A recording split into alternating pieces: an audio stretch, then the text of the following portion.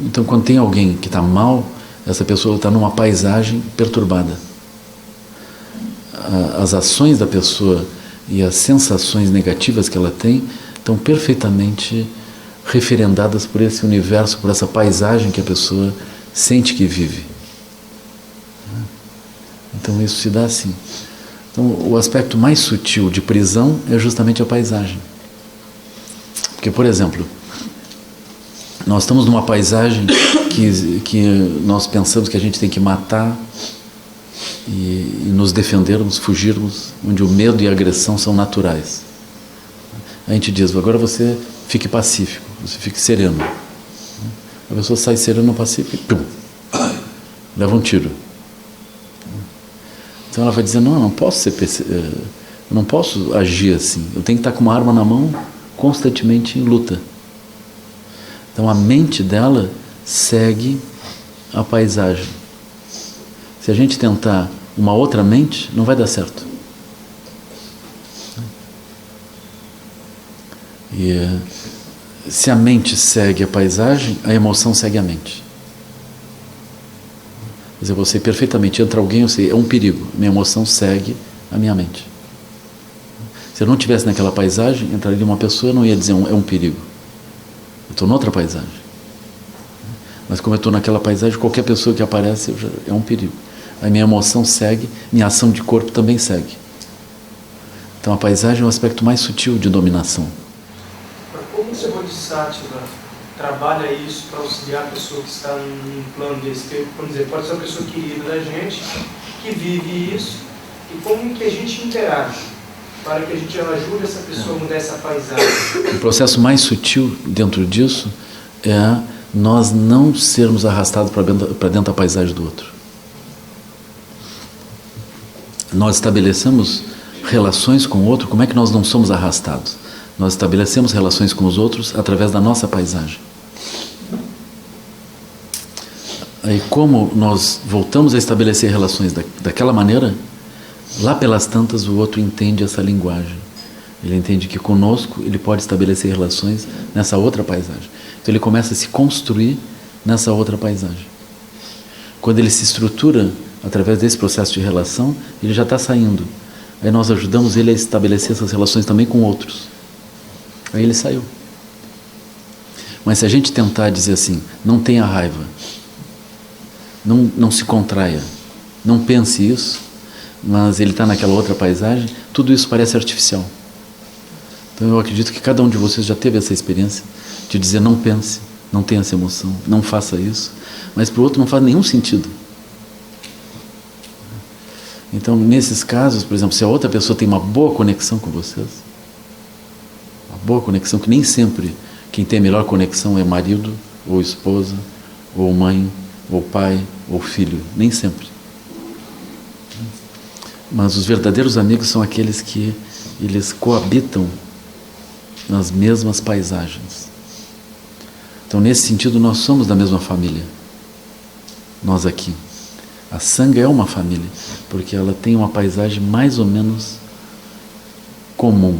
Essa nossa paisagem, ela constitui uma família de longa duração, porque nós só vamos nos aproximar mais dentro dessa família. Nós vamos ficar cada vez mais capazes de entender uns aos outros e de nos ajudarmos dentro dessa família. Às vezes nós temos essa proximidade com um companheiro do Dharma, mas não temos com nenhuma pessoa da família mesmo.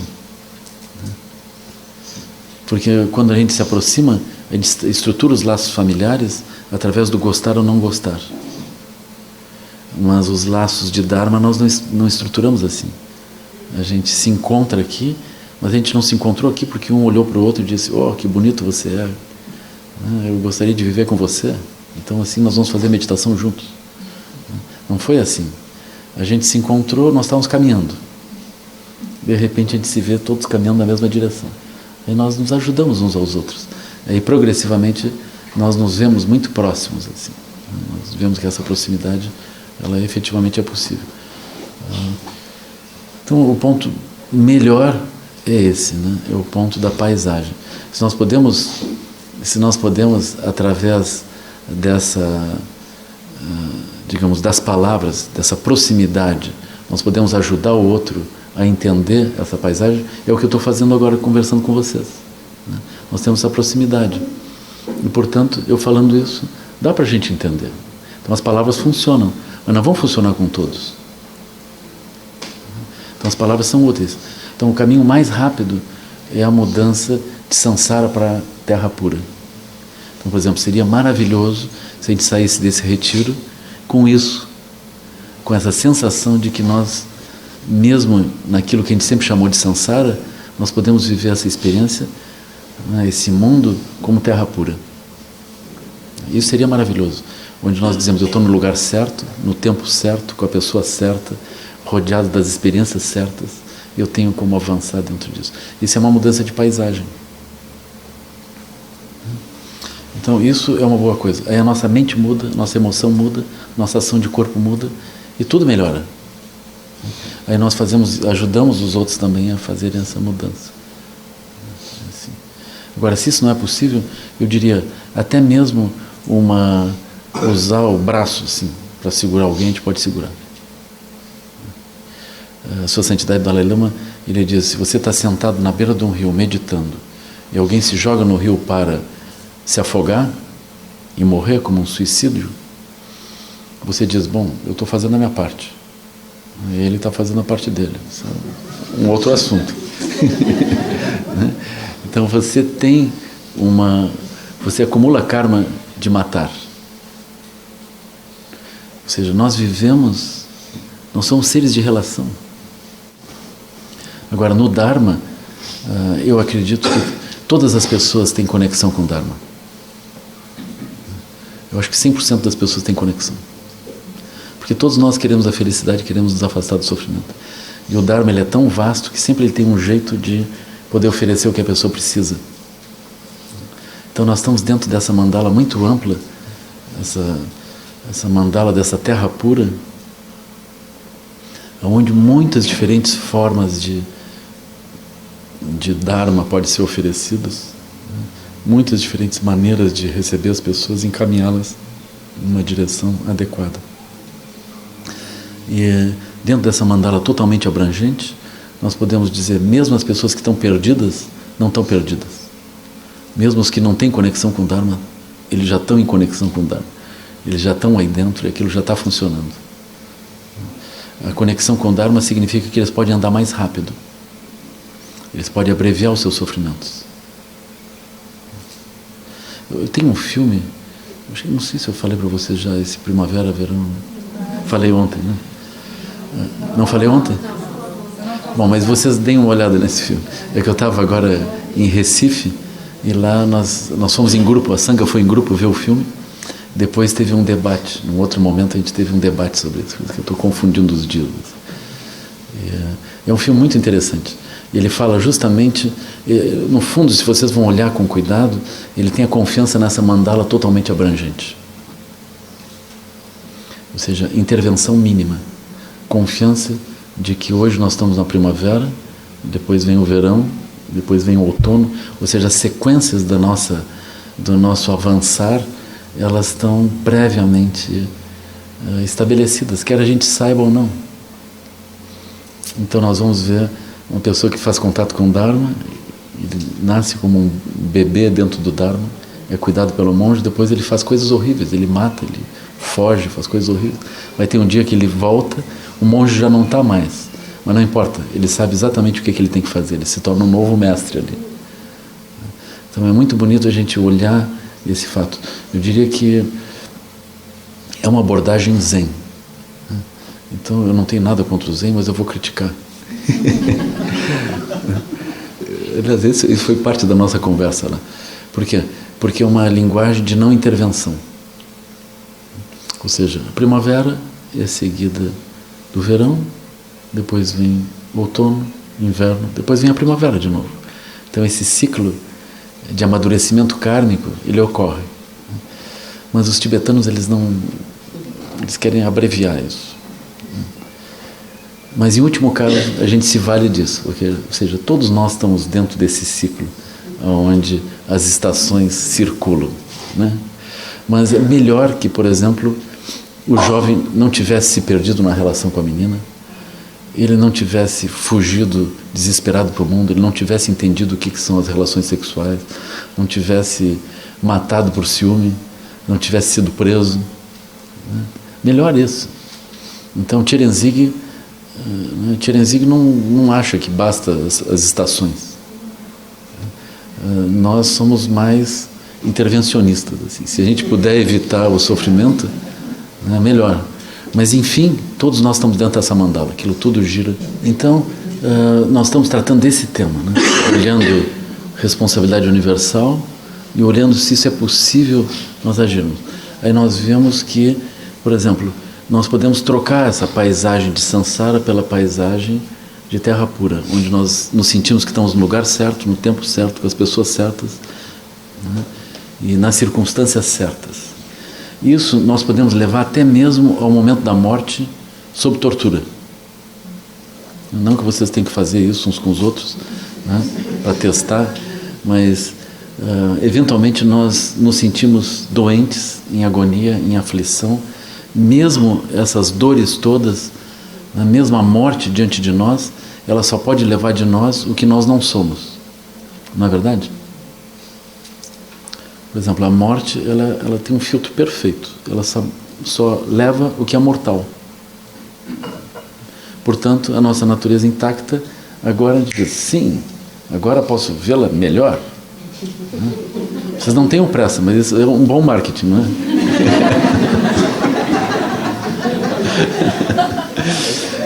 Assim, vocês não tenham pressa, mas saibam que o melhor está por vir. Então se diz que os bodhisattvas, eles consideram a morte o justo pagamento de uma vida. Isso é muito profundo. Muito profundo. Por exemplo, o justo pagamento do engano é a cessação do engano. O justo pagamento de um conjunto de esforços que a gente fez enganados, o que é? A gente se livrar daquilo.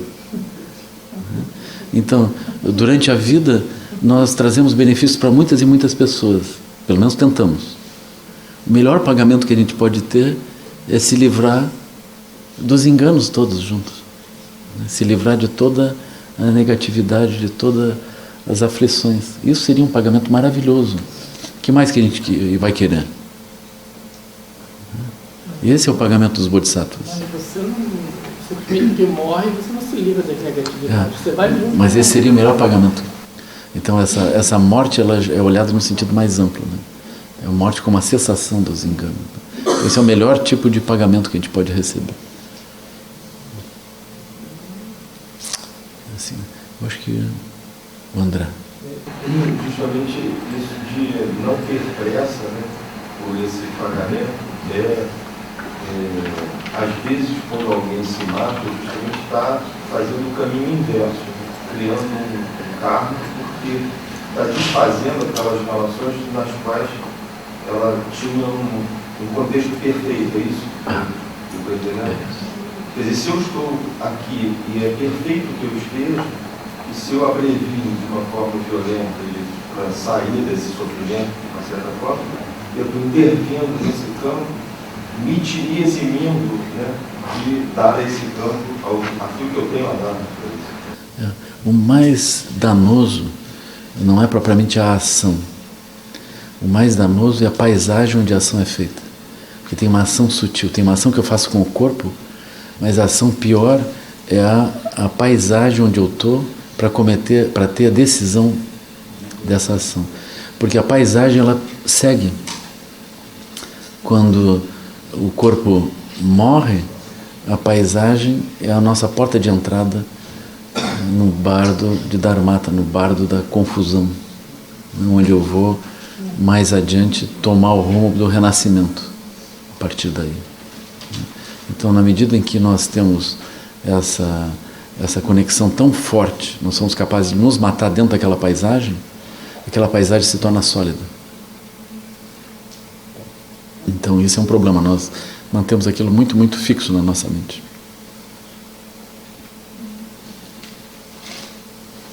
Por exemplo, se diz, para os guerreiros, a recompensa da morte em batalha, renascer num campo onde há batalhas infinitas.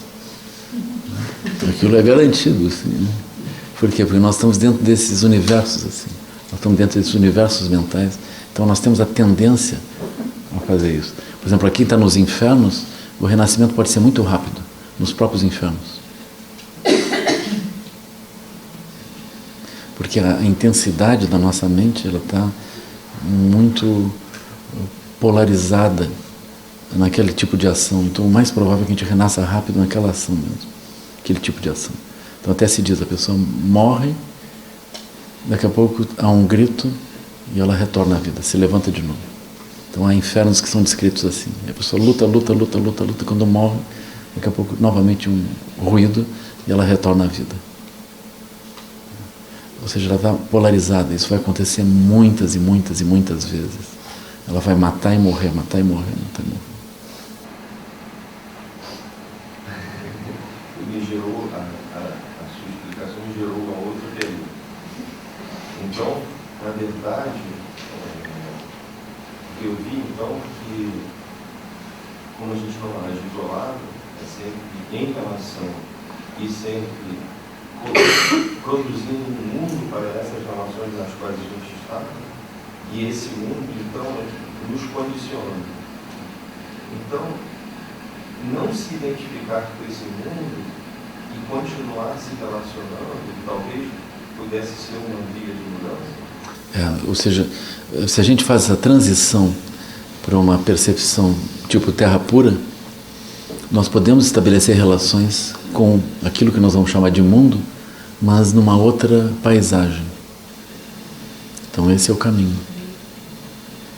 Aí dentro de uma outra paisagem, as qualidades como compaixão, amor, alegria, equanimidade, generosidade, moralidade, paz, energia constante, concentração e sabedoria, elas fazem sentido. Mas enquanto elas não fazem... Não, por favor. Enquanto elas não fazem, qual seria o veículo de mudança para a estabilização? Isso é variado de acordo com a nossa circunstância. Por exemplo, nós aqui, nós estamos fazendo práticas. Pode ser que a gente não tenha feito essa transição, mas nós estamos fazendo práticas. Esse é um bom mecanismo. Aí tem pessoas que não têm condições de fazer prática. Aí depende do ambiente onde as pessoas estão imersas, né? Isso vai depender dos meios hábeis, portanto. Essa é uma das razões pelas quais essa mandala é cheia de diferentes recursos. Sua Santidade Dalai Lama ele tem esse olho compassivo e abrangente, né? Ele inclui as outras tradições religiosas dentro dessa grande mandala.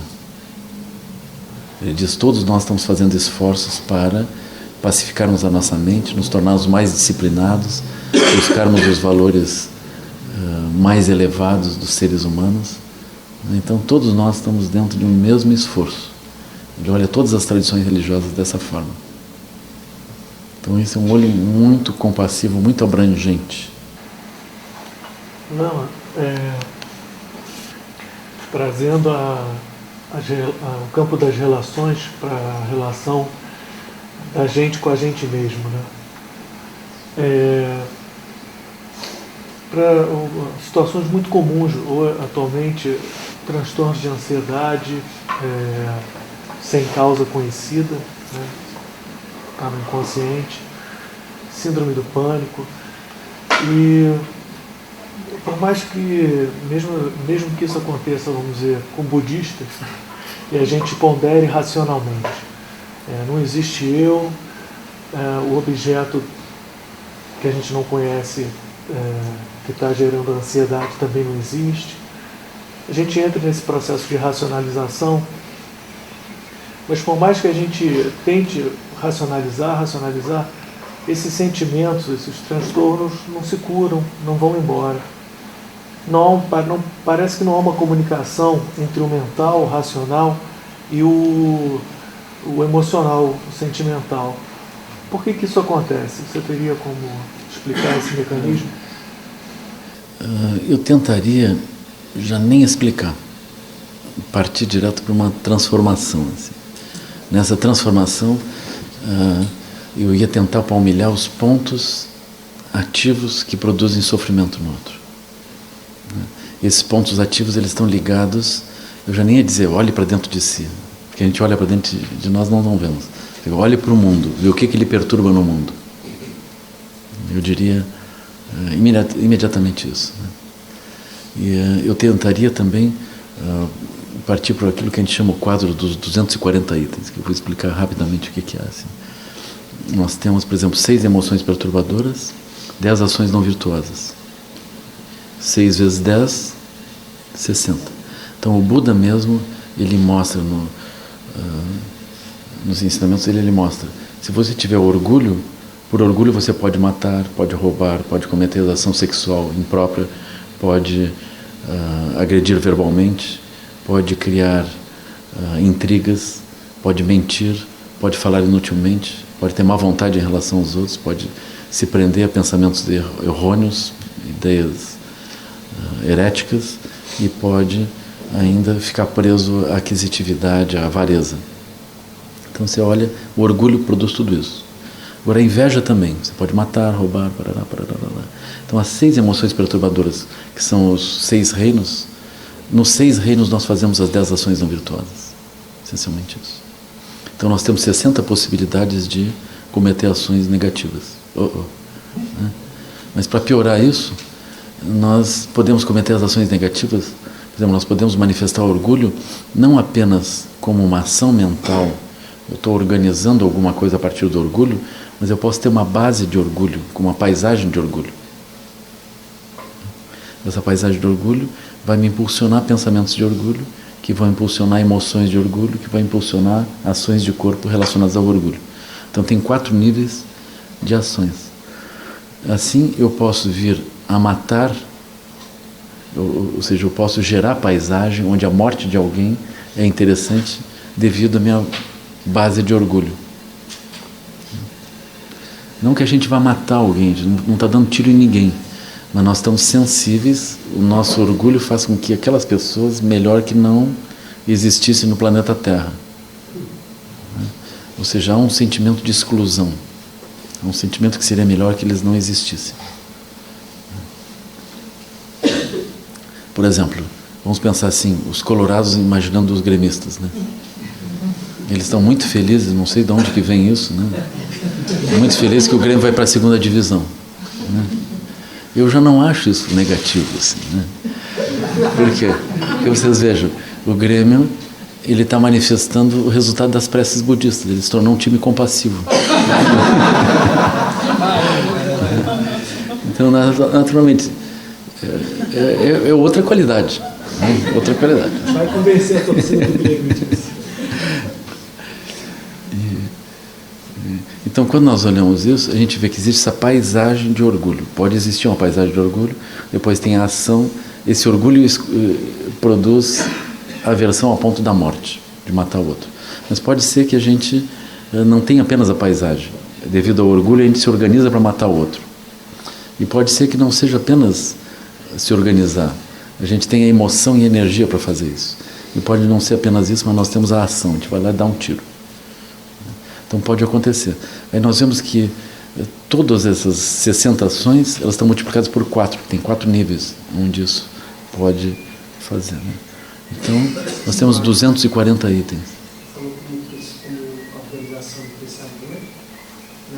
Depois a emoção ou energia, depois a ação de corpo. E a quarta? A quarta é a primeira delas, que é a paisagem. A paisagem onde nós achamos que a morte do outro... Isso não é um pensamento? Não, isso vem antes. Ela vem antes do pensamento, ela é uma atitude. Eu não preciso pensar sobre isso. Por exemplo, eu estou jogando um jogo de xadrez. Eu não preciso pensar que eu quero ganhar do outro. Eu me movo o tempo todo para derrotá-lo e para salvar minhas pedras e derrotar as outras. Então a minha ação mental não pensa, peraí, o que eu estou pensando mesmo? Ah, sim, eu tenho que ganhar dele. Ah, sim, para ganhar dele eu preciso fazer tais coisas. Eu não tenho esse raciocínio. Eu não preciso recuperar essa parte está residente, operando automaticamente sem eu perceber. Então nós temos níveis residentes operando, todas as emoções perturbadoras e ações não virtuosas, ela tem níveis residentes. Problema. Problema. E esses níveis residentes vão produzir intranquilidades que surgem, mas eu não sei de onde. Entende? Então, o nível residente, nós temos um karma por achar que a morte de alguém é vantajosa, mesmo que eu nem pense como que eu vou matá-lo. Mas nós temos um karma que não é pequeno. Por exemplo, vocês vão ver que esse karma vai fazer com que quando essa pessoa entra na sala, ela nos perturba. A gente pode dizer, eu não sei de onde que vem essa perturbação, mas ela vem. Né? Essa perturbação, ela é, como nós diríamos assim, uma simetria. Ela não é pessoal. Ela é uma fragilidade minha. Então eu posso ter isso em relação a uma pessoa, 2, 3, 4. Com o mesmo conteúdo se manifesta em diferentes pessoas. Essa é a razão pela qual nós eventualmente, como Osho dizia, se a gente não abrir bem o olho, a gente termina casando sempre com a mesma esposa. Dá tudo errado. A gente não aprende, porque a gente fica na mesma paisagem, aí é atraído, e aquilo vai direitinho. Mesmo que outra pessoa não queira, eu não sou essa pessoa que você está vendo, estou dizendo, não, você é.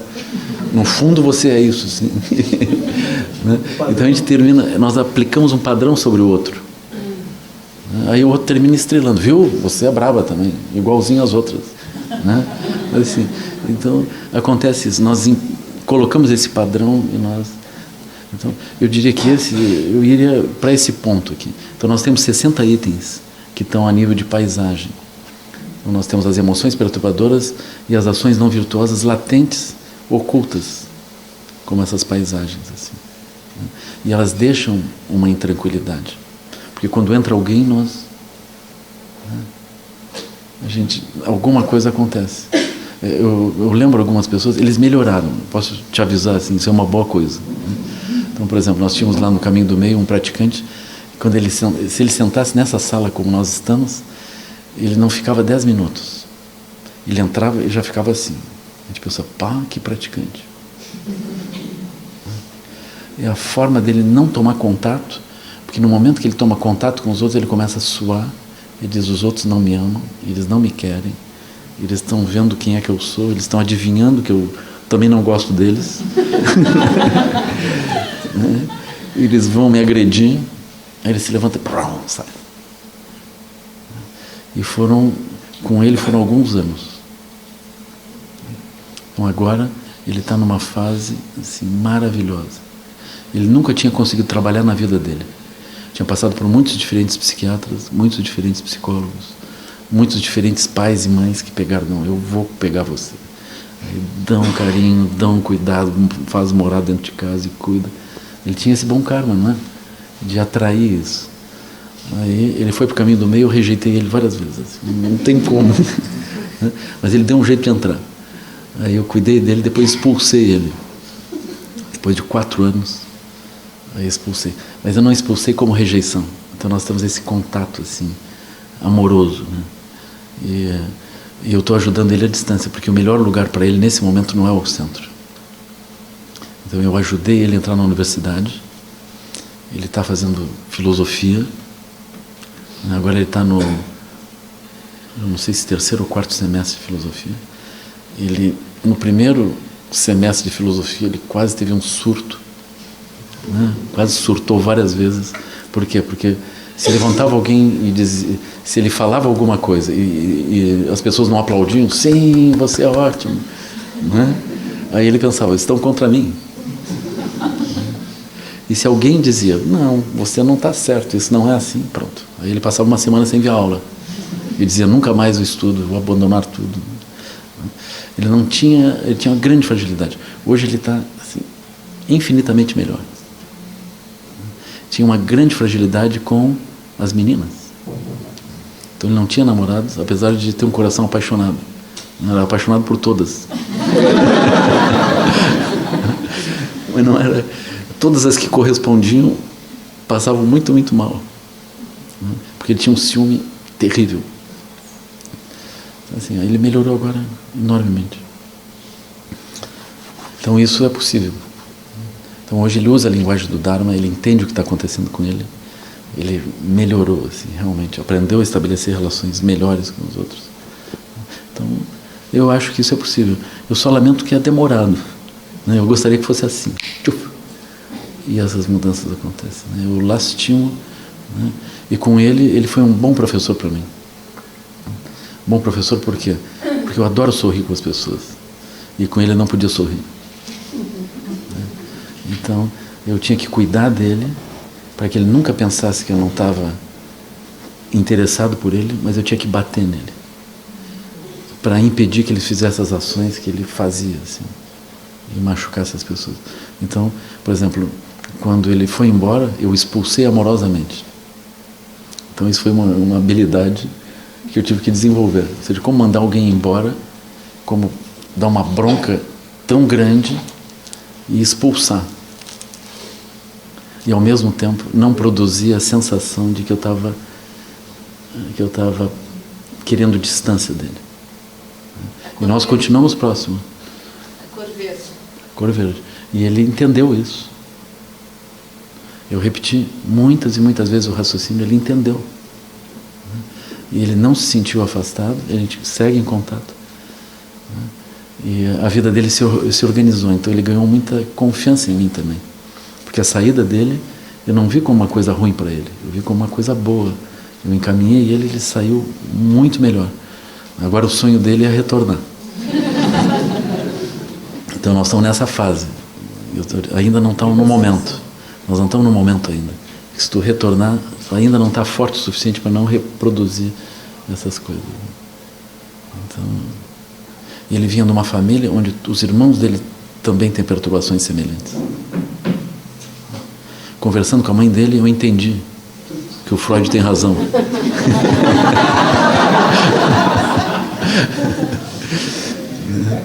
Muito difícil, muito difícil.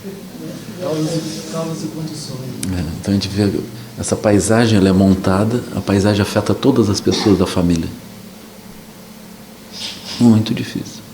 Mas é assim, né? Eu fico feliz de ver que as mudanças ocorrem. Outro dia eu encontrei uma pessoa também em Curitiba, uma praticante, ela me trouxe grande felicidade. Porque ela disse, eu estava... então ela oscilava muito, o humor, as condições dela. Ela chegava a ter alucinações em alguns momentos. Então ela era considerada um caso sem solução. E ela estava tomando medicação. Só que ela percebeu que a medicação estava embotando. E ela teve um lampejo, um bom karma interno dela. Ela disse, eu vou fazer meditação. Só que ela não pensou, eu vou meditar para ver o que é. Ela disse, eu vou me salvar pela meditação. Ou seja, a grande aflição dela produziu uma força e uma decisão para que a meditação funcionasse. E ela usou só a chamata. Ela não usou nada complicado. Mas ela pegou aquilo com decisão, com regularidade, né? E não brigou com o psiquiatra. Ela não disse, o psiquiatra está errado, o psiquiatra está fazendo tudo equivocado, ele é um monstro que quer me prender nos remédios. Não. Ela pediu a colaboração do psiquiatra nisso. E ela começou a passar por isso. E ela teve uma mudança em 30 dias, assim, uma mudança extraordinária. Aí o psiquiatra disse, mas o que você está fazendo? E aí ele já está vendo isso. Eu acho que eu vou também praticar um pouco, porque... Mas eu não vou dizer que isso resolve. Eu podia vender o peixe aqui, dizendo, sim, pratiquem. Isso não é, isso é quase uma exceção. Eu já vi muitas pessoas tentarem isso e não conseguirem. Mas eu fiquei pensando, como que ela conseguiu? Ela conseguiu porque ela disse, ela sentiu o calor dos infernos, o calor da destruição, e ela disse, isso não é para mim. Então ela tinha um mérito para poder dizer, isso não é para mim, e pela meditação ela saiu. Esse é um caso extraordinário. Assim. Claro que eu vi outras pessoas que também saíram por processos mais longos. Então eu vi pessoas em outras cidades, que nem vou dizer qual é a cidade, assim, relação muito conflituosa com o marido, do tipo assim, de vez em quando parar na delegacia, no hospital, repetidas vezes. Ou seja, a pessoa tem a sensação que ela vive com um monstro dentro de casa. Mas ela tem um tipo de relação que ela não consegue sair. E ela muito mal, muito perturbada, os olhos que não param. Aí é uma pessoa que tem uma percepção mística, ela acha que está rodeada de coisas. Então essas perturbações por um longo, longo tempo. Longo tempo é assim, durante a sua vida. E ela tem 50 e poucos anos hoje. Aí eu vi como o Dharma pôde reestruturar essa pessoa. Essa pessoa, na cidade onde ela está, hoje ela dirige um grupo de meditação de manhã, e essa pessoa foi que ajudou essa outra, que agora saiu, essa dos 30 dias. Vocês imaginem, essa pessoa, ela melhorou tanto, que hoje ela ajuda, num horário de meditação, todas as manhãs, ela conduz um grupo. Não que ela conduz, ela faz o Ganges correr, ou seja, ela senta e mantém a regularidade da prática naquele horário. Isso serviu de eixo para o outro sair, para essa poder encontrar a saída. Então é maravilhoso esses efeitos em cadeia. Assim, né? Então o Dharma, ele ajuda nessas aflições. A minha sugestão é assim, paciência. Paciência. Vocês pratiquem, se estão ansiosos, pratiquem, porque essa é a prática do Dharma durante a ansiedade. Se vocês estiverem felizes, pratiquem, porque essa é a prática do Dharma na felicidade. Se vocês estiverem deprimidos, vocês pratiquem, porque essa é a prática do Dharma na depressão. Vocês não pensem que a meditação, ela é o que acontece dentro, o que aparece no filme da mente. A meditação é nós termos a coragem de sentar e tentar ultrapassar a responsividade em meio do que aparecer. Então, aquilo que a gente puder estabelecer de familiaridade com alguma estabilidade ou lucidez, mesmo durante a perturbação, isso é maravilhoso. Então, vocês não pratiquem quando vocês estão estáveis. Não é esse o ponto. Vocês pratiquem quando chegar a hora. Vocês têm uma regularidade de prática. Quando chegou a hora, vocês parem o que estão fazendo. Isso já é a prática.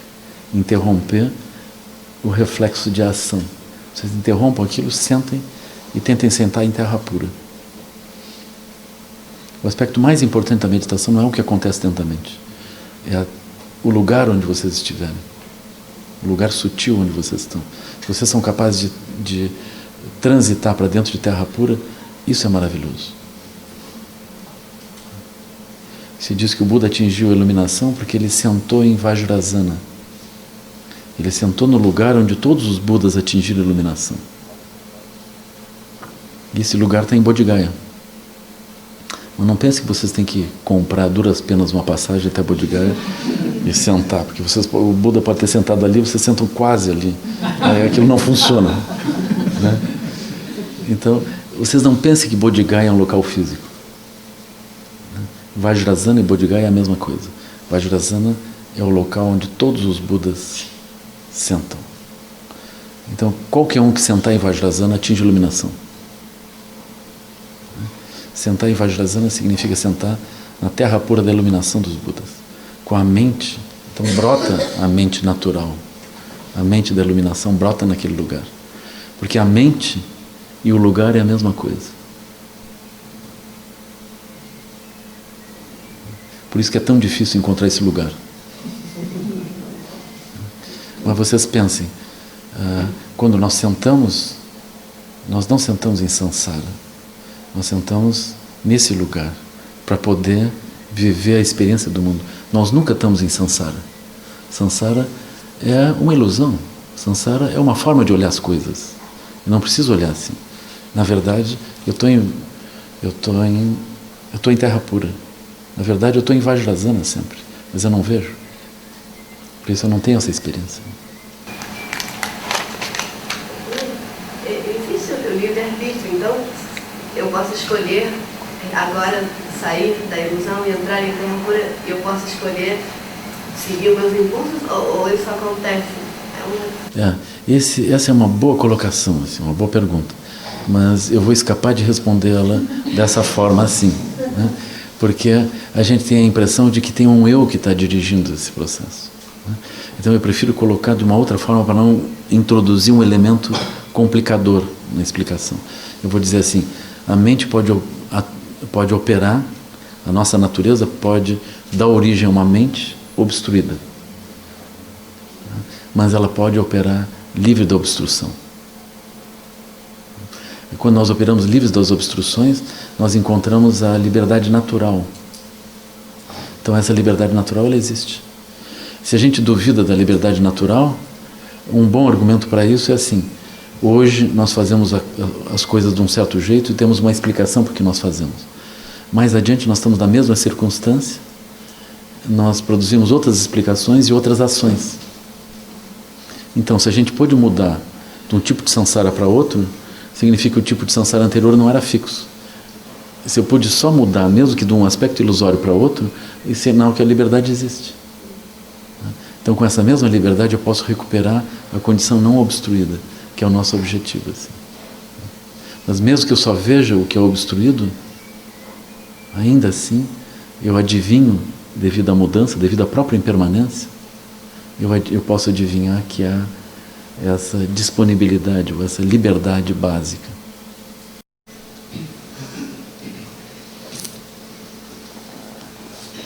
Então, acho que essa parte que nós iniciamos, ela até se prolongou mais do que eu imaginava, mas a gente concluiu.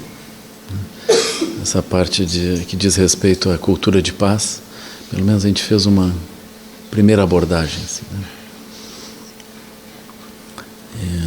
Então hoje eu pensei contar um pouco algumas coisas, não propriamente na forma de um ensinamento, mas falar um pouco sobre a prece das 7 linhas, sobre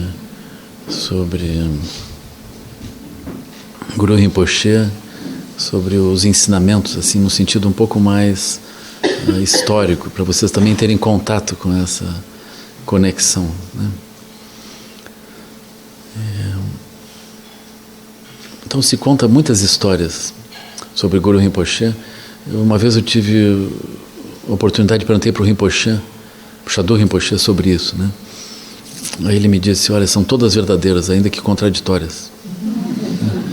Então a gente está assim liberado, né? Para olhar. Tem muitas lendas. O Guru Rinpoche, na época que ele era vivo, que aliás ele não nasceu, não morreu, portanto a época era o sempre, né? Mas na época que ele se manifestou no Tibete, Guru Rinpoche, se diz que ele aparecia em diferentes lugares simultaneamente e manifestava diferentes aparências simultaneamente, assim, em diferentes lugares. Então a situação... Ele foi o responsável pela chegada do budismo no Tibete? Isso, os Nyingma, como nós, assim, a gente acha que sim, né? Mas tudo bem, tem divergências, né? Contradições, né? Na verdade, não foi ele, né? Porque isso vem desde o rei anterior, né? Então já havia Tsongtsen Gampo já havia introduzido o budismo no Tibete, se bem que não foi ele, né? Na verdade, o budismo entrou no Tibete através de 2 mulheres. É lindo isso, né? Não é bárbaro? É assim, isso é uma boa maneira de, quando tem muitas mulheres na plateia, a gente conta assim, sabe?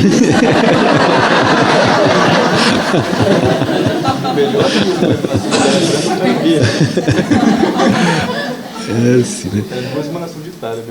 É melhor ainda, né? Melhor ainda. Então, o que acontece? Acontece que o rei casa com 2, naquele tempo era assim, né? Ele casa com uma chinesa e uma nepalesa. Então as 2 trazem esses ensinamentos budistas, né? Mas o próprio rei, ele era considerado uma emanação também, né? Mas a gente só conta quando tem mais homens na plateia. Então historicamente se fala que elas trouxeram realmente o budismo do Tibete.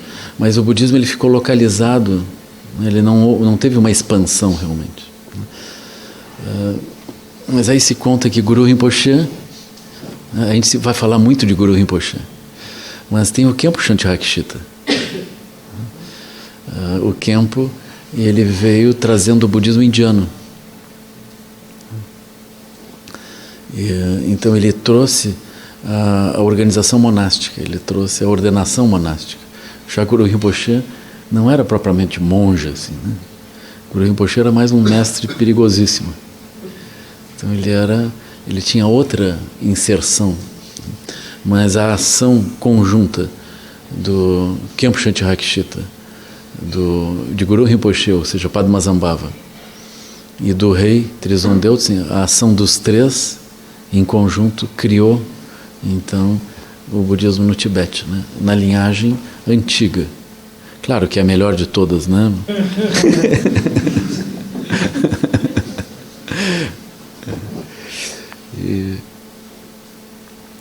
Então, agora essa história também não está bem contada, né?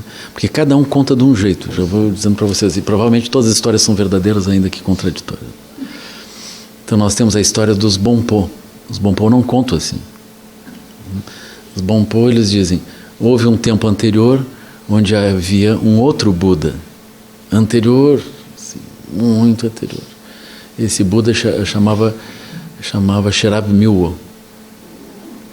Então ele deu os ensinamentos budistas que ficaram preservados na forma do Bonpo. E mais adiante essa linhagem foi codificada por Tapiritsa. E aí surgiu o Bonpo. Então o Bonpo também não é completamente tibetano. Ele também veio com uma influência que se derramou sobre a cultura original tibetana, né? Então nós vamos ver essa característica. Aí quando Guru Rinpoche penetra no Tibete junto com Khenpo Shanti Rakshita, convite do rei Trizon Deltsen, quando há essa chegada dele, eles vão encontrar os Bonpo. Só que os Bonpo já estão na corte, eles estão no país inteiro. E os Bonpo têm uma expressão xamânica. Eles têm uma expressão xamânica.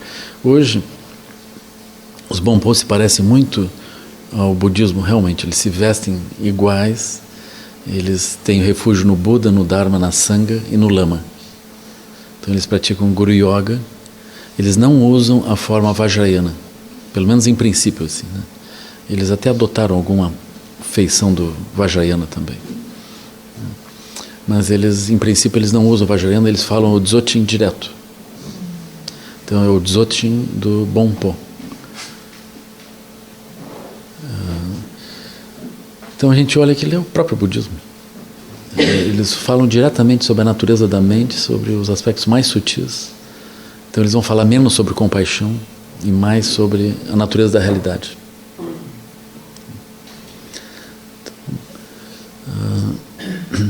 Agora, as histórias que a gente ouve, assim, né, elas vão trazer também a visão de que havia 3 irmãos, filhos de uma mesma mãe, diferentes pais.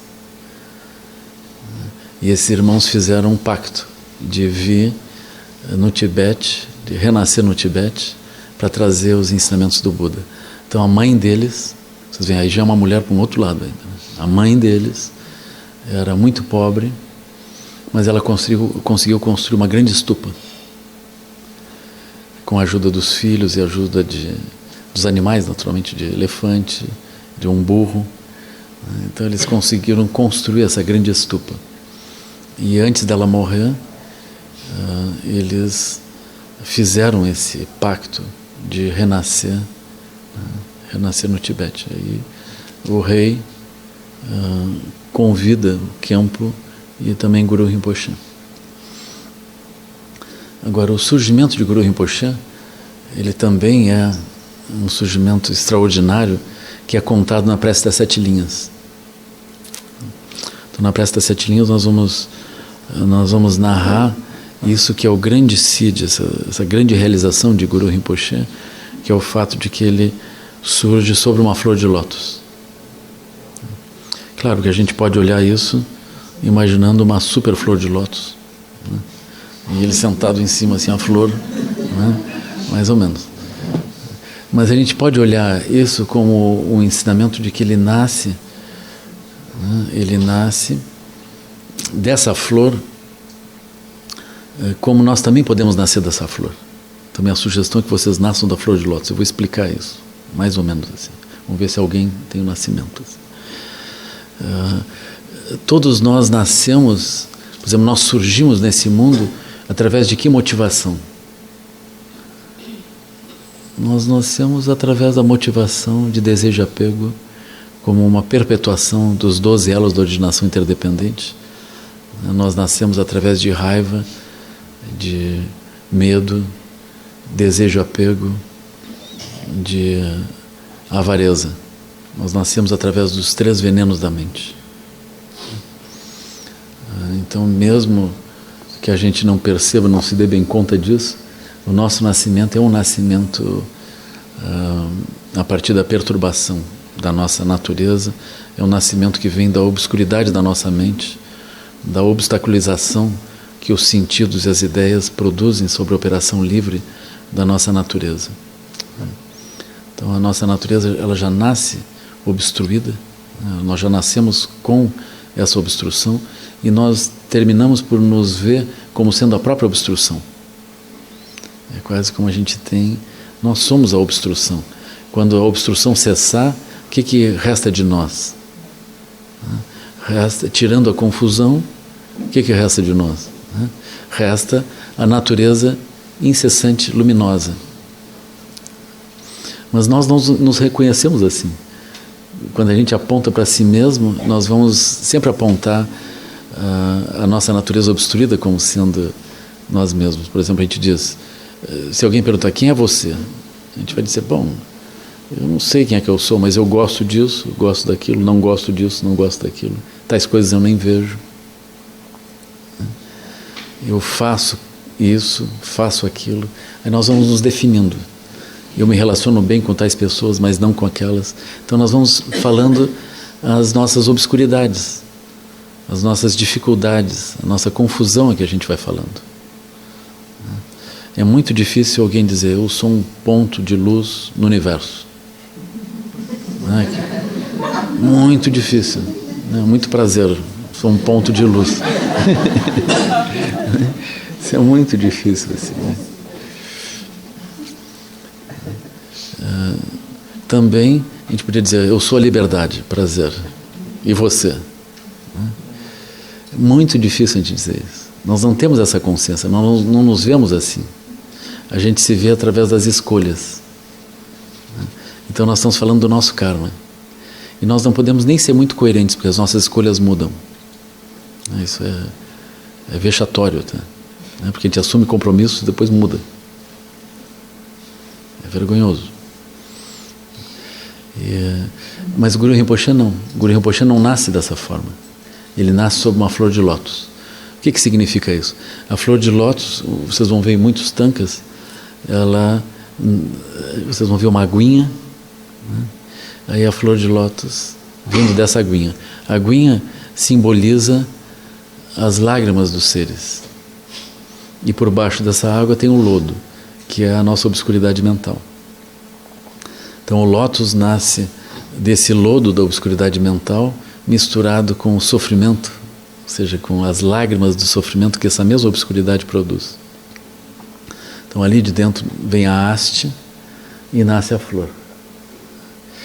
Todos os Budas nascem sob flores de lótus, porque eles não nascem para competir, para vencer qualquer coisa, eles não nascem para manifestar orgulho, inveja, desejo, apego.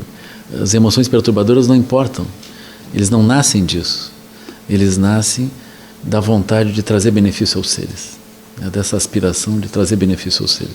Então são todos eles nascidos de um lótus. Vocês vão ver todas as deidades budistas, elas estão representadas sobre um lótus. Então isso é maravilhoso. Por isso que eu digo, vocês também podem nascer sobre um lótus. Todos nós podemos nascer sobre o lótus. Porque basta que cesse que o nosso nascimento a partir do karma, ele cesse. E aí nós vamos direcionar essa energia, né, dentro da perspectiva de trazer benefício aos seres, sem nenhum interesse, sem nenhuma marca de ignorância. Então esse é o nascido no lótus. Então o nosso objetivo o objetivo do nosso esforço não é desaparecer, mas é nascer sobre um lótus. Ou seja, que a gente consiga uma expressão de pureza que não tenha nenhuma marca de ignorância dos 12 halos, das emoções perturbadoras, que a gente consiga uma expressão que se manifeste no mundo livre de qualquer marca. Então, nesse sentido, nós temos o nascimento sobre um lótus. Que a gente, olhando os seres, vendo a dor deles e vendo a complicação deles, brote em nós, através da mente não obstruída, brote a luminosidade que produz a nossa manifestação e que a gente nunca se confunda pensando que nós somos qualquer coisa mortal ou que nós temos um objetivo limitado no mundo. E aí isso significa nascer sobre um lótus. Então, Guru Rinpoche, ele é nascido no lótus. Só que, como conta a história dele, ele não nasce primeiro num corpo humano, né? Então não há um corpo humano que é purificado, também não há uma consciência que é purificada. Ele nasce diretamente pela intenção, pela intenção iluminada de Amitabha. Então o Buda, completamente iluminado, sereno, ele olha o lago Dhanakosha e produz um raio luminoso que brota da língua e ele faz surgir Guru Rinpoche sob uma flor de lótus nesse lago. Então esse é o surgimento dele. Então a gente não pode dizer como aconteceu com Buda Sakyamuni. O Buda Sakyamuni, ele surge depois de muitas vidas de purificação. Então ele era um bodhisattva, aliás, ele era uma pessoa comum,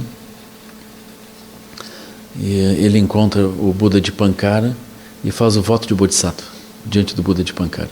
Mas ele faz o voto não porque ele tenha vontade de fazer um voto. Ele formula o voto de modo espontâneo, porque ele vê o Buda de Pankara e fica tão emocionado com a presença do Buda de Pankara que ele internamente ele diz consigo mesmo: eu gostaria de no futuro manifestar essa capacidade de trazer benefício aos outros seres. Vida após vida, eu vou praticar bondade, compaixão, para que num certo momento eu possa me manifestar como esse Buda. E o Buda de Pankara, vendo isso, leu isso no rosto desse bodhisattva que surgia naquele momento e disse: no futuro você vai atingir iluminação como Buda Sakyamuni, vai ser conhecido como Buda Sakyamuni. E aí acontece, os tempos do Buda de Pankara seguem e há um momento em que o bodhisattva, depois de muitas e muitas passagens por muitos e muitos diferentes lugares, ele atinge a iluminação completa como Buda Sakyamuni. Mas Guru Rinpoche não foi assim. Guru Rinpoche já vem, ele já é emanado, iluminado. Então ele não tinha um corpo comum. Então se diz que o corpo dele era um corpo que não podia ser queimado, por exemplo, não podia ser atingido. Ele não envelhecia também. Então se conta que ele viveu 111 anos no Tibete, mas não mudou a aparência. Manteve a mesma aparência. Então ele chega no tempo do Buda, aliás, no tempo do rei Trizon Deltsen, e ele fica até o tempo do filho do rei Trizon Deltsen. E Guru Rinpoche, assim, duríssimo, né? Como vocês podem imaginar, porque ele não tinha nada não tinha nenhum acordo a fazer. Guru Rinpoche fazia as coisas da forma mais direta. Ele tinha incessantemente a presença e a lucidez da natureza ilimitada, não só dele, como de todos os seres. Ele tinha a maior facilidade para ação na cor verde. Ele obstaculizava tudo. Assim. Não só obstaculizava, como ele usava meios extraordinários. Ele obstaculizava e criava conexões dos seres, os mais variados seres, criava conexões deles com o Dharma. Então ele fazia tudo muito rápido. Assim. Isso vinha dessa mente que nunca conheceu o limite da mortalidade. O Guru Rinpoche tinha essa qualidade extraordinária. Assim. Agora nós temos, antes de Guru Rinpoche, eu estava contando ontem para vocês, nós temos o Buda primordial, Kuntuzampo, depois nós temos os 5 Jnani Budas, nós temos Amitabha, nós temos Vajrasattva. Todos eles simbolizam diferentes classes de ensinamento, diferentes portas de realização que nos levam à compreensão da natureza ilimitada. Então, quando nós olhamos, por exemplo, o Buda primordial, nós vamos ver que a qualidade do Buda primordial, ela se manifesta incessantemente, mesmo que a gente não reconheça. O fato de a gente não reconhecer não significa que ele não esteja intimamente junto de nós.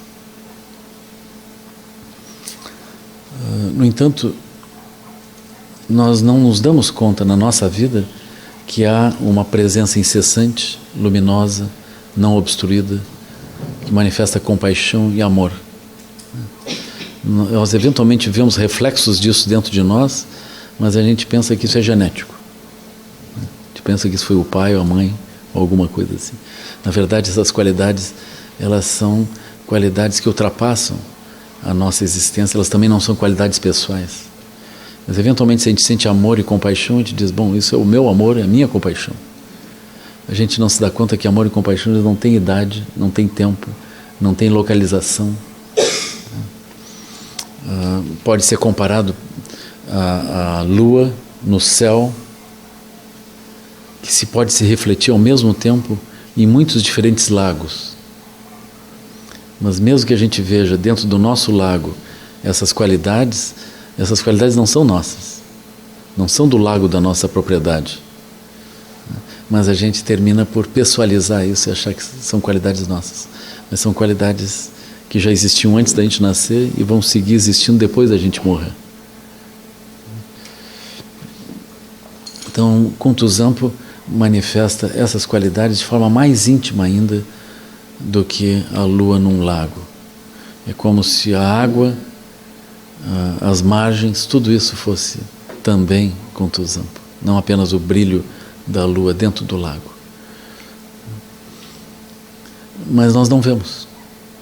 As nossas ideias, a nossa confusão, não há nada que a luminosidade manifeste que não seja Kuntuzampo, porque Kuntuzampo é inseparável dessa luminosidade. Há uma natureza incessante, produzindo todas as manifestações.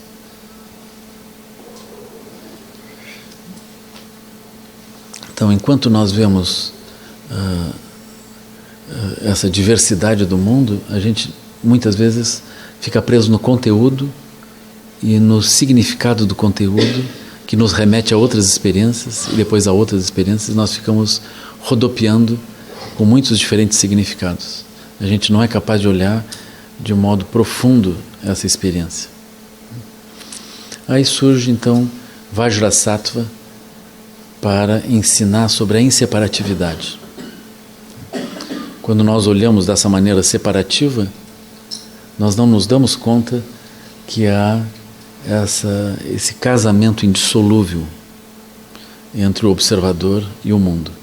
Então Vajrasattva vai falar sobre isso, vai dar esses ensinamentos sobre a inseparatividade entre o observador e o mundo. Se nós podemos olhar o mundo e reconhecer todas as manifestações como manifestação de observador e consorte, todas as direções como a deidade se manifestando dessa maneira, então nós entendemos esses ensinamentos. Se a gente não puder fazer isso, aí não tem solução. Então nós também não conseguimos. Então se diz que Vajrasattva emana Garabdorje. Emana um ser com aparência humana. Porque já que, ainda que eles se manifestem, eles não são vistos, e não está adiantando, é como se a densidade da obscuridade mental tivesse aumentado muito. Então os seres não conseguem mais ver isso. Assim é necessário ver alguém com aparência humana. Então surge Garabdord, que é um guru humano. Ainda assim ele tem um nascimento extraordinário também. Ele nasce como uma emanação de Vajrasattva, mas ele nasce no ventre de uma monja virgem. Então é uma história assim parecida com Jesus Cristo, né? Que aliás vocês vão ver essas histórias várias vezes. Por exemplo, a mãe de Krishna também era virgem. Mas, isso é uma história que as mulheres contam, assim, né, vão contando isso. Nós acreditamos. Tudo bem, né? Mas a experiência que eu mais entendo é que as mulheres engravidam, né? E não é propriamente nada, em todo caso. Então, quando nós vemos isso, então a gente vai ver essas histórias várias vezes. Mas, então a mãe de Garabdord, ela de repente se vê, assim, uma situação grave, a barriga começa a crescer, né? E aquele bebê termina nascendo. Aí quando nasce o bebê, ela diz, só pode ser um demônio, né? Porque como que nasceria esse ser nessa circunstância se não há nenhuma razão para ter acontecido isso, né? Ela diz, isso é uma emanação de um demônio. Então ela pega o bebê, coloca numa caixa de cinzas e cobre com cinza para o bebê morrer. Aí ela sai e vai embora. Aí passa um tempo, ela resolve voltar à cena do crime e ver, afinal, o que tinha acontecido. Chega ali, está o bebê em cima da cinza. Olha para ela e diz, mamãe. Né? Aí ela fica compadecida, pega o bebê e aí cuida dele. Mas com 6 meses de idade, ele já tem a aparência de 6 anos. Então ele cresce assim, né? Cresce rápido. Não só ele tem a aparência de 6 anos, como começa a dar ensinamentos. E não só dá ensinamentos, como dá tudo errado. Quer dizer, tudo diferente. Então ele começa a dar ensinamentos diferentes dos ensinamentos budistas, né? Ele vai falar aquilo como se fosse um ensinamento budista, mas é um ensinamento um pouco diferente. Então nós vamos ver assim, por exemplo, o Garabdord, ele vai falar especialmente da superação do karma e não da solidez do karma. Ele vai falar de uma natureza que está além de toda a confusão, em vez de dizer você é mortal, você nasce, vai viver um tempo e vai morrer. Quanto melhor você usar a sua vida agora, melhor. Mas você veja, você é frágil, você é impermanente, todos que vieram antes de você já morreram, e você não tem chance nenhuma. Você está no 11º elo, o 12º se aproxima. Em vez de falar sobre isso e falar você está preso no karma, o karma vai produzir sofrimento, etc. Ele vai falar de uma natureza, ele vai dizer você, essencialmente, é uma natureza ilimitada. Então é um ensinamento diferente.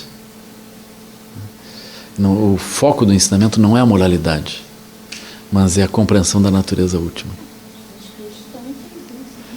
É possível. Aliás, eu acho que ele fez isso, ele falou do Pai todo o tempo. Eu acho que o ensinamento de Cristo é o ensinamento de Guru Yoga. Mas, assim, a Garabdord vai falar sobre essa abordagem. Aí os sábios da região se juntam para derrotá-lo em debate. E ele derrota os sábios em debate. Aí ficam todos convertidos. Aí começa a surgir uma dissidência em um lugar perigosíssimo. Então Orjan começa a se tornar um lugar muito perigoso. E na Índia, na Universidade de Nalanda, havia o controle de qualidade. Assim. A própria Universidade de Nalanda, ela encarnava isso. Então nessa universidade eles estudavam tudo o que se pensava. Todas as visões de outras tradições também. Só para encontrar os argumentos e saber como debater com eles e se preservar frente a outras influências. Assim, o debatedor mais importante da Universidade de Nalanda se prepara junto com uma delegação para ir a Orjan para acabar com a dissidência. E esse era Manjur Sirimitra. E assim, Manjur Sirimitra vai ao encontro de Garabhidorje. E quando eles se encontram, há o debate e Garabhidorje vence a Manjur Sirimitra no debate. E aí Manjur Sirimitra, ele confessa que ele teve péssimas intenções, né? Pede desculpas para o mestre, pede para que ele se torne aluno de Garabhidorje. Então ele vai se tornar o primeiro aluno de Garabhidorje. Então esse é um momento bem interessante assim, porque Manjur Sirimitra, ele vai terminar incorporando os dois ensinamentos.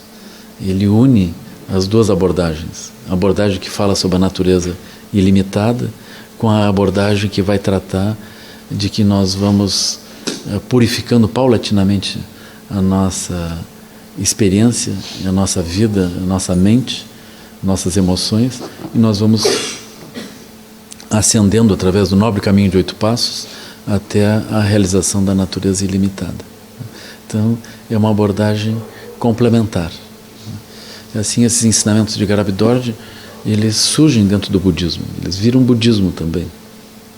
Eles têm uma união com essa abordagem, que é a abordagem tradicional da Universidade de Nalanda.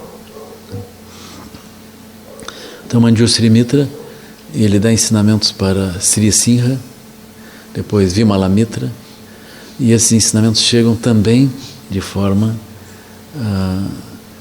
através dessa transmissão, eles também chegam a Guru Rinpoche. Então, o Guru Rinpoche, quando vai ao Tibete, ele carrega essa dupla bagagem. Ele carrega os ensinamentos budistas e também os ensinamentos de Garabhidorje, que são ensinamentos budistas, mas eles vêm direto da fonte de Kuntuzampo e não propriamente através do Buda Sakyamuni. Então, nem todas as pessoas se dão conta disso, né? Que o budismo tibetano, ele tem essa influência importante, tem essa transmissão importante que vem do próprio Buda primordial e, por outro lado, vem do Buda Sakyamuni. Então, ela tem a junção dessas duas formas de ensinar.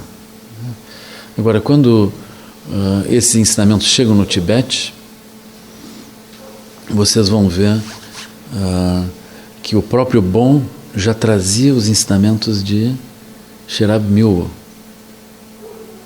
Então nós temos mais um elemento. Por outro lado, vocês vão ver o Buda, aliás, Guru Rinpoche vai ao Tibete 15 séculos depois do advento do próprio Buda Sakyamuni.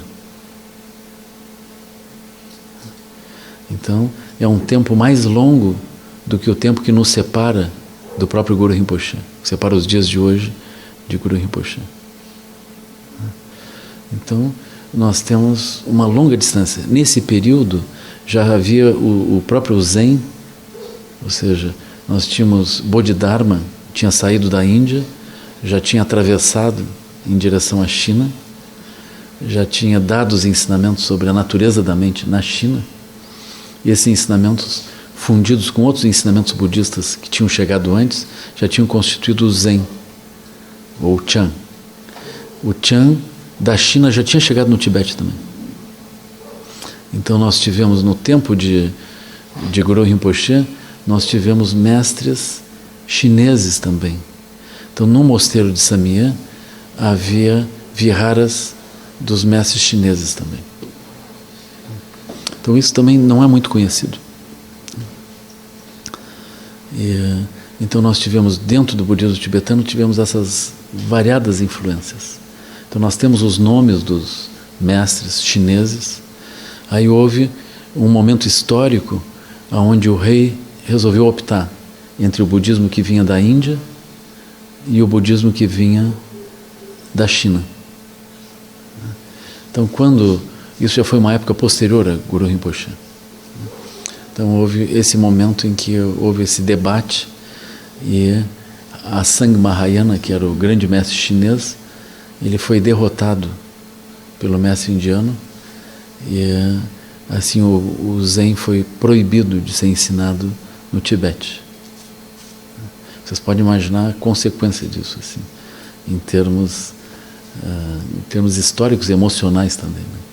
Aí quando Dalai Lama se encontra com os mestres do Chan chinês, volta e meia tem uma piada ou outra que cruza, assim. Eu já vi isso, né? Então se conta que... Mas há outras fontes que dizem que mesmo depois de proibido, o Zen continuou presente no Tibete. Aí tem o nome dos mestres que manifestavam isso também. Eu tenho uns textos sobre essa continuidade do budismo chinês no Tibete.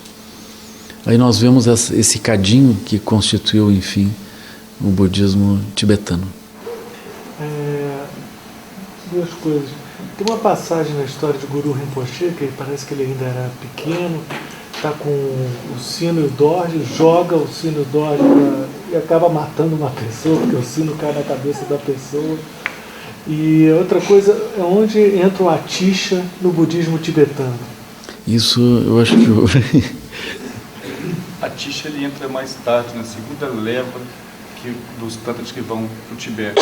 A primeira leva que o Padmasambhava contou foi um certo tantras que foram depois de um tempo, mais ou menos Atisha, mais ou menos deve ser de 1510, 1900 e pouco, mais ou menos, é que começa havia dispersado por causa do Langdharma, que o rei, depois de Padmasambhava, teve um rei que resolveu ir contra o Dharma e começou a destruir tudo.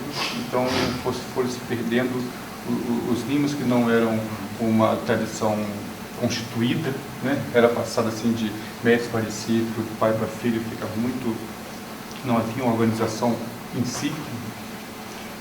Então eles ficavam bem dispersos do Tibete, o Tibete Central, né? Como se puder pôr em tibetano, que é o nome que eles dão para Tibete, é o Tibete Central.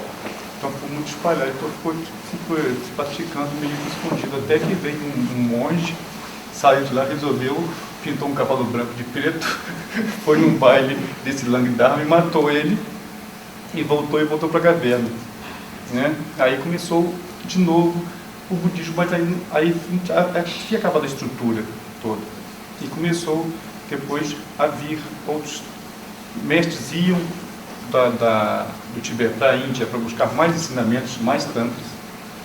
E foi também quando o rei de San, que era o central, convidou Atisha, que era, como se dizia, o reitor de Nalanda e Vimakashila, que era outra universidade que tinha, são duas grandes universidades budistas. E ele convidou Atisha já era velho, Atisha é um praticante de Tara, muito mesmo.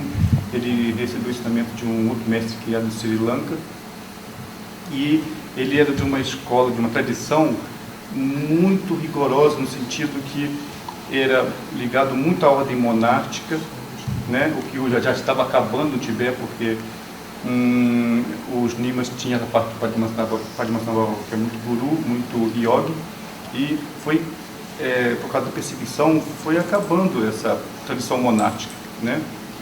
Ele trouxe a tradição monástica de novo também com ele, né?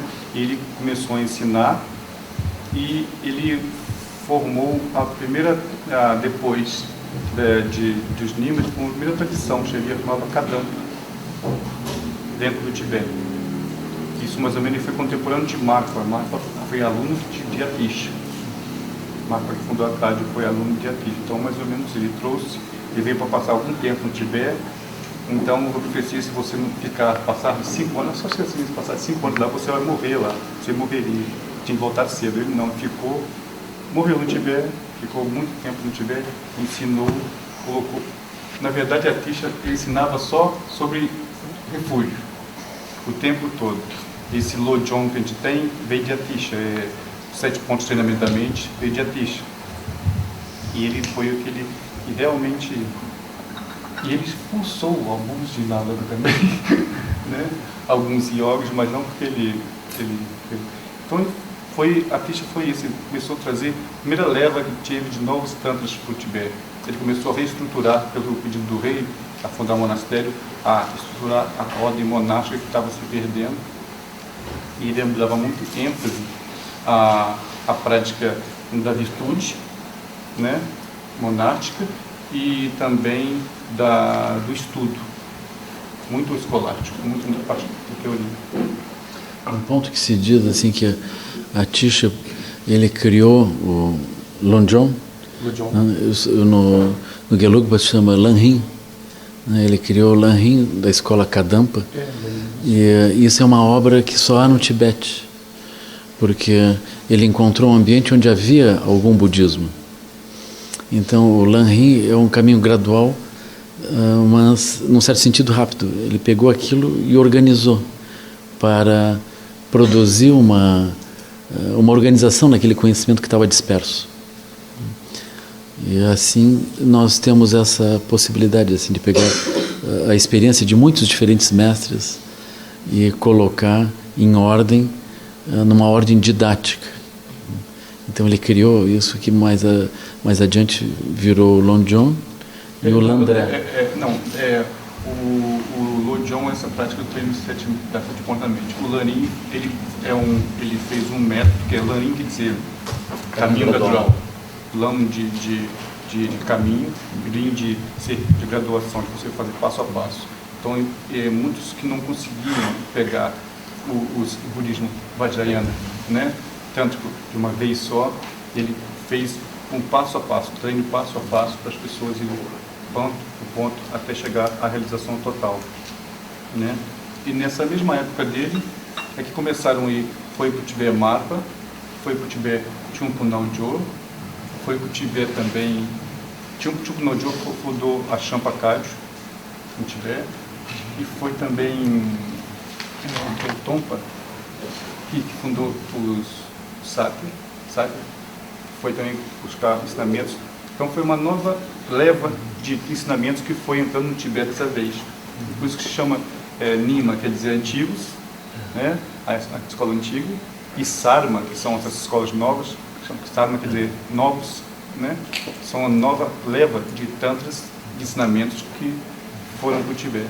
E depois se formou a escola Kagyu, Sakya, e depois, muito tempo depois, é que a Kadampa, através de Tsongkhapa, que se transformou em Gelugpa. Ele modificou, pegou o Kadampa e reestruturou, ainda deu uma ênfase mais estrita, né? Então ele fez em cima do Larin, fez o Larin Chemo, né? Que é o Larin dos Gelugpas, em cima do caminho gradual que havia antes de Atisha, e formulou a escola de Ganden, né? De Gelugpa. E assim ficou essas quatro principais. Depois Longchenpa, né? Dos Nimas veio, formulou os Nimas, estruturou tudo. Longchenpa era discípulo do terceiro Karmapa, que eles eram muito amigos. E também amigos do Pope Sherab Jaltsin, que foi um grande mestre de uma outra tradição chamada Jonampa, que tinha dentro do Tibete, que também desapareceu depois com o tempo, da onde que veio texto do Tantra de Tara, escrito por Taranata. Ele era o detentor dessa escola, também filosófica, e acabou se ficando dividida mais ou menos em dois aspectos de escola. Kagyu e Nima, escolas que dão ênfase à prática. Gelugpa e Sagres dão mais ênfase ao caminho de estudo, né? Então chama-se linhagem de prática, a linhagem da prática, fala-se de Kagyus e de Nimas. E tem uma conexão muito grande, né, entre um e outro. Por exemplo, tem termos que nós temos, né? Kagyu tem várias termos de Guru Rinpoche. Nessa sadhana de Tara foi o ensinamento de Guru Rinpoche. O Mahakala Benache, que é o protetor da Karma Kagyu, foi o Padmasambhava que ensinou para o rei Trisendentsen, que ensinou para o filho dele, e veio da família até chegar ao segundo Karmapa, que era da família do rei do Tibete. E ele pegou e herdou essa prática de protetor, chamado Mahakala Benachen, que agora é o protetor principal da escola. Então, acabam no final, né, havendo uma interação muito grande, até porque da mesma ponto filosófico e visão de prática dos dois, que os dois dão ênfase à prática, né? A mais pratica primeiro e depois estuda, depois racionaliza em cima. Eu vi depois a escola Sakya também teve uma origem com o Guru Rinpoche.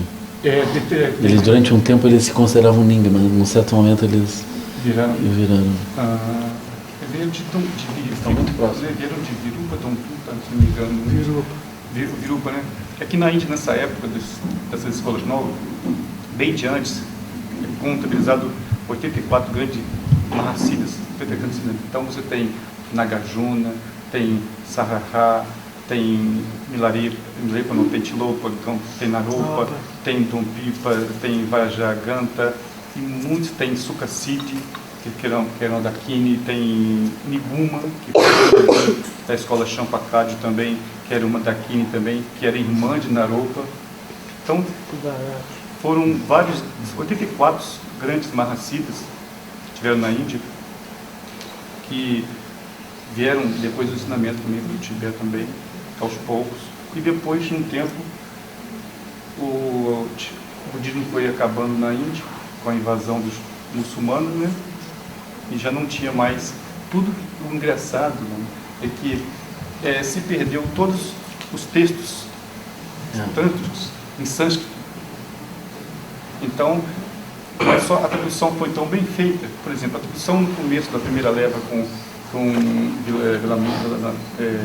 Bharotiana, que foi o tibetano, que foi da sânscrito também, que estava Padmasambhava, que é o Bodhisattva, que é Santa Cida que ele falou, e Bharotiana, eles traduziram na primeira leva de uma forma mais interpretativa, a visão mais interpretativa.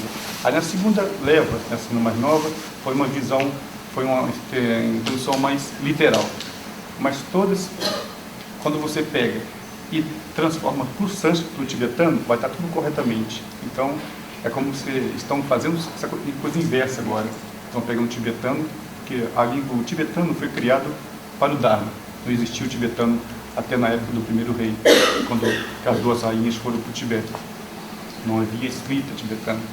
Então ela foi criada em cima disso, né? O rei pediu o Sambhota para ir lá procurar. Aí ele foi em 2 lugares na Índia, no noroeste da Índia, e achou um alfabeto mais ou menos que ele queria. Engraçado que eu li um livro falando das vezes que o Tibete, como se diz, não que virou as costas, mas virou as costas no sentido que ele para a China, ele ficou mais para a Índia, porque o chinês, na verdade o tibetano, ele é mais racialmente falando mais para chinês, né, mais perto do que para indiano, né? Então a primeira vez que ele virou as costas foi para quando fez a escrita, porque eles não foram buscar na Índia, que na China, que é monossilábica direitinho. Então você vê que os chineses vão escrever assim, né, para trás, para qualquer jeito, né? Eu fiquei desse chinês, eles estão escrevendo aqui, acabou o papel aqui, eles começam a escrever do lado, para cima, para baixo, que não faz diferença. E aqui acabou, em vez de ser em rolos como eram os chineses, eles foram para a Índia, para uma escrita que tinha lá, e acabou sendo em textos assim, que era, antes era feito de bananeira, e foram textos dessa forma. Aí ficou muito forte a ligação para a Índia. Da outra vez, foi quando houve o debate, né, que houve o debate com os budismo vindo da Índia com o chinês. Os chineses perderam, foi a segunda vez que realmente se afastou mais da visão chinesa e se adotou mais a parte tântrica, que estava naquele momento forte na Índia, né? Então, o budismo, mesmo o tibetano sendo racialmente mais distante da Índia, ele ficou como terra-mãe, né? Alguns textos vão sempre falar assim, Jakar, né? Jakar Kedu, eles estão sempre referindo à Índia. Jakar seria a Índia, Pro Kedu, Tibete. Então, eles são sempre algumas sadanas que começam, fazem referência à Índia como sendo a terra-mãe. a terra de onde veio o budismo. E nessa época, de Padmasambhava, até depois, mais ou menos em 1500, quando foi acabando o budismo na Índia, né?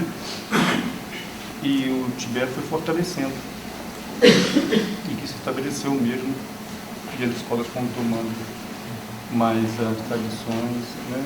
Umas escolas deram mais ênfase às práticas iógicas, né? Como a escola Kagyu Nima, e a outras deram mais ênfase à filosofia e ao estudo, e à prática do estudo mesmo, né? E Longchenpa acabou transformando a Nima, que é a escola antiga, que Nima não quer dizer uma escola, Nima quer dizer os antigos. Então, o Longchenpa, mais ou menos, o que é o Longchenpa mais ou menos? O terceiro Karmapa da 1110, 1200, 1300 e alguma coisa, ele pegou e estruturou todos esses ensinamentos que tinha vindo com o Guru Rinpoche, com o Khepo de Sattva, estruturou para poder, e hoje, para ter uma concisão e não ficar mais desperto. Aí ele acendeu de novo a tradição monástica dentro da escola Nima também, que foi, que estruturou mais e deu mais razão para todo mundo. Mas é bom saber história sempre, é muito interessante saber quem foram os mestres, como que a linhagem veio, como o Lama falou, que a gente tem a linhagem longa, que vem de Buda Sakyamuni até hoje, e temos a linhagem curta, né, que a gente veio do próprio Buda Sampo, Vajradhara, né, Garbhodja, e é uma linhagem curta, não foi tão longe, distante. Mas, da mesma forma, todo o ensinamento veio da própria mente iluminada, todos os Budas, dessa natureza última iluminada do Buda. E apesar de não ter vindo de mestre para discípulo, ela veio da própria manifestação do Buda como contusão. E aliás, não é tão longe assim. Se a gente for fazer contas mesmo, não vai ser tão longe. É verdade. Não tem muito longe. Assim como tem dentro dos Nimas e dentro da tradição Kagyu, o Buda primordial seria Dodjichan, Vajradhara, né? Que veio, aí depois Tilopa, Naropa, Marva, Vilarepa, Gampopa, primeiro Karmapa e agora também 17º. As coisas não estão tão distantes assim. Então toda essa tradição está muito fervente, né?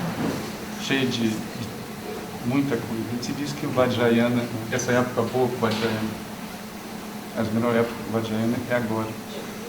As pessoas, os seres têm mais capacidade de poder pegar mais rápido as coisas. Agora, essencialmente, Guru Rinpoche, ele vive 111 anos no Tibete. Quando ele chega no final desse período no Tibete, a semelhança de tudo que aconteceu durante o tempo todo, ele de novo manifesta ensinamentos irados, né? Ele manifesta ensinamento irado o tempo todo. Ele manifestou também o corpo de luz, né? Mas ele manifestou o tempo todo. Ele foi queimado, por exemplo, mais do que uma vez, não queimou. Queimado por quê? Porque da Mandarava, né? Entrou no... A filha do rei Mandarava, que era monja, veio, o pai voltou para a volta, ele foi lá e entrou dentro do monastério, do convento, e ficou com ela, e fez ela de consorte.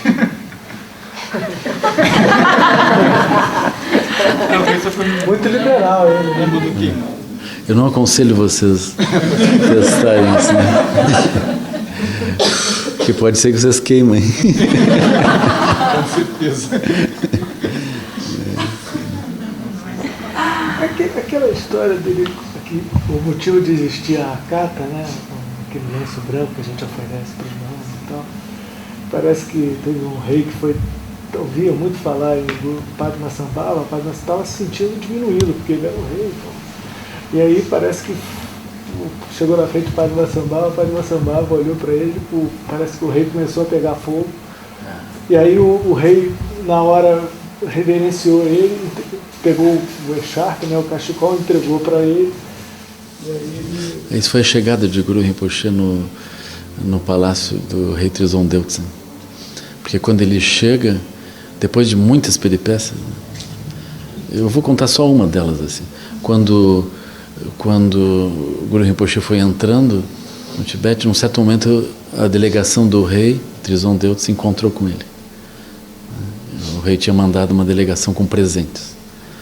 Mas só que essas pessoas, eles tinham orgulho, eles eram afetados e orgulhosos. E Guru Rinpoche não podia deixar nada disso para trás. Ele tinha que entrar direito, assim, né? Então ele recebeu os presentes e disse: só isso? Aí eles olharam assim, né? Aí tiraram a roupa, tiraram parte da roupa, assim, colocaram. Aí o Guru Rinpoche disse: só isso? Eles tiraram a roupa toda e ofereceram, e disseram: eu ofereço o corpo. E aí Guru Rinpoche, ele fez um gesto assim, ao redor a paisagem se encheu de pedras preciosas e ouro.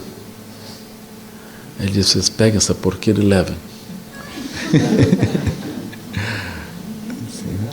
Então ele já começou assim, né? Aí quando ele chegou lá no palácio, aí ficou aquela coisa: quem é que ia fazer a prostração para quem? Aí Guru Rinpoche diz: você faz. E o rei disse: você faz. O rei estava com toda a corte. Então quem é que era mais elevado? Guru Rinpoche ou o rei, o imperador? Aí eles ficaram assim. Aí o rei, o Guru Rinpoche fez queimar a roupa do rei. Aí o rei se convenceu. Situação grave, a coisa não era fácil, não foi fácil em nenhum momento. Aí 111 anos depois, já era outro imperador, o Guru Rinpoche foi se despedir. Ele disse, aí ele começa assim: o rei não faz o que eu digo para fazer. O rei não sabe dirigir, não conduz da forma correta. Por isso eu vou embora. Os ministros não são ministros do Dharma, não sabem como tem que fazer, não adianta dar ensinamento, eu vou embora. Ele pega uma por uma das categorias de seres do império inteiro, aí, os homens isso e as mulheres aquilo, ele arrasa assim de ponta a ponta, e eu vou embora. Aí eles se juntam todos e pedem: por favor, não faça isso. Isso 111 anos depois, né? Então vocês imaginem, quando a gente tem dificuldade assim de ajudar alguém, né, de obter alguma mudança, vocês imaginem o Guru Rinpoche, 111 anos, né? Então nós estamos perdoadíssimos assim, com todos os poderes, né? Aí todos se juntam: por favor, não vá embora, por favor, não vá embora. Aí ele disse: não, eu vou. Aí eles começam a pedir. Como é que o imperador começa a perguntar? Então, como que o imperador deveria fazer? Aí Guru Rinpoche começa a dar os ensinamentos para o imperador, para os ministros, para os mestres. Então ele vai falar coisas assim que a gente pode imaginar realmente, né? Por exemplo, o mestre de meditação, ele se isola do mundo, perde a compaixão. O outro mestre tântrico, ele faz coisas que não deve fazer. Os yogis, eles se isolam e fazem outras coisas que também não devem fazer. Ele vai apontando os defeitos de todas as formas de prática. E aí ele vai dizendo: eu vou embora, eu vou embora. Assim. Aí vai embora mesmo. Essa foi a despedida dele. Então não foi uma coisa fácil. O Tibete não foi simples para ele, assim. Mas isso constituiu o budismo no Tibete, enfim. O Shadô Rinpoche, ele contou sobre, ele viu essa situação, assim, por exemplo, de corpo de arco-íris, né? Então o Shadô Rinpoche, ele conta ter visto isso, ter presenciado essas transformações. Mas eu acredito que mestres como Guru Rinpoche não apareceram de novo. O Shadô Rinpoche, ele relatou duas situações. não é que ele tenha visto, mas ele esteve muito próximo disso. Nakai Morgan parece que o tio dele manifestou isso. E alguns outros conhecidos.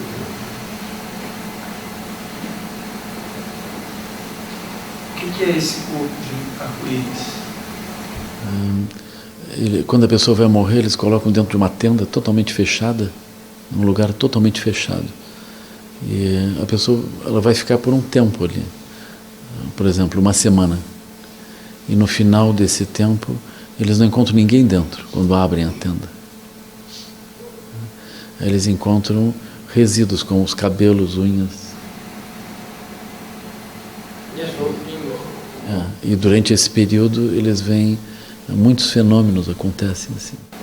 Lama, mudando um pouco de assunto, mas Shagdu Rinpoche veio para o Brasil motivado, por exemplo, porque achou que aquilo era um solo fértil para o Dharma.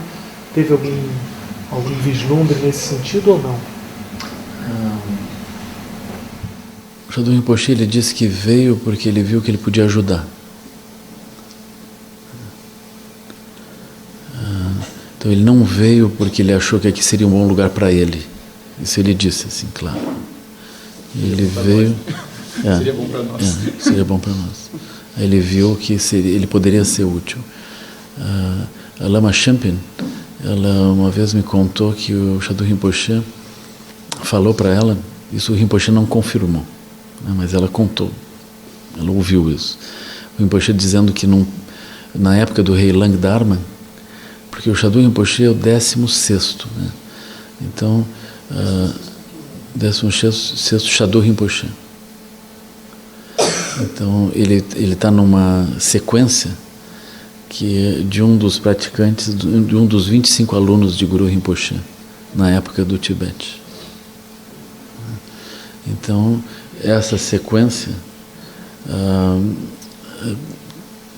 então ele teve uma vida na época do rei Lang Dharma, esse que destruiu o Dharma no Tibete. E nesse período ele esteve preso. Então ele conta que nesse período ele fez muitas práticas dentro da prisão para poder renascer num tempo de ter muitos alunos e dar muitos benefícios. E a Lama Champion, ela disse que ele acreditava que aqui no Brasil seria esse tempo em que ele teria muitos alunos e teria a capacidade de expandir o Dharma para muitas pessoas. Eu também vi ele dizendo que nos Estados Unidos havia muitos mestres já. E aqui ele via pessoas com vontade de estudar, de avançar no budismo, mas não havia propriamente professores vivendo aqui, assim, com experiência. Né? Então essa é a razão pela qual ele veio.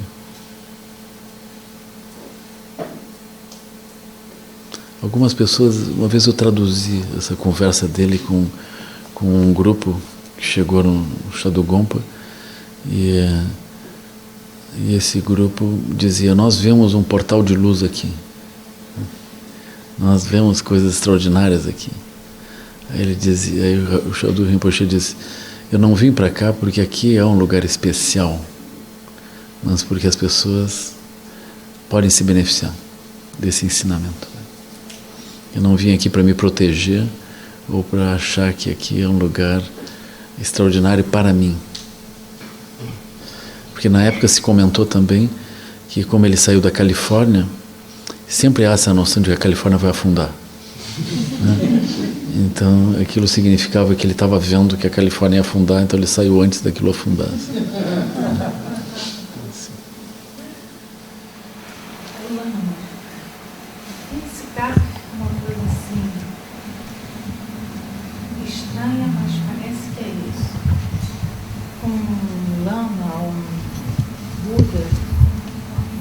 Aparece por compaixão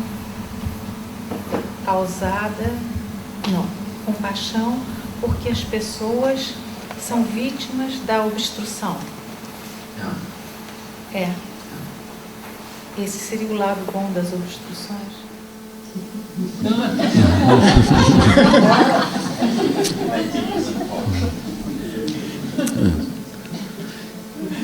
seja, nós temos algum mérito, mesmo que a gente tenha obstruções, é que nós temos a natureza ilimitada, então os Budas olham e veem que a gente pode fazer alguma coisa melhor do que a gente já está fazendo, né?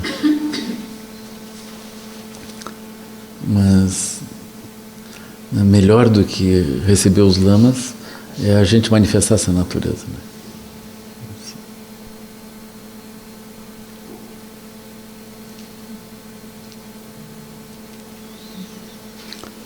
Eu acho que nós vamos nos despedir, né? Fazer a dedicação.